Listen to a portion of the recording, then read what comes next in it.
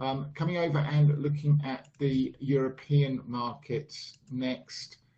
DAX is pushing up more strongly again today, so that bodes well for the idea that we've got a 1 with a shallow 2 and we're now in the 3.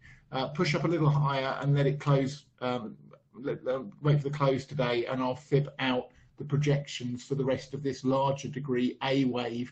Bear in mind it's in the diagonal pattern overall. I'm expecting an ABC for the wave 3 all the way up into the mid 13,000s or higher next. UK FTSE, it's not great, is it? I'm just going to look at that to tell you it's not pretty.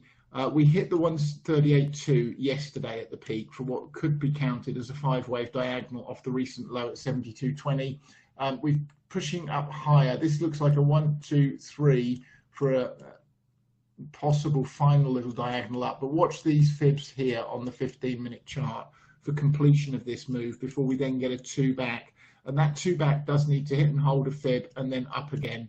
It is still possible in the FTSE that the downside is not yet done, and if I just take you out to the 4-hour chart, and we still come down to this 7099 area for the 764 back in the UK FTSE.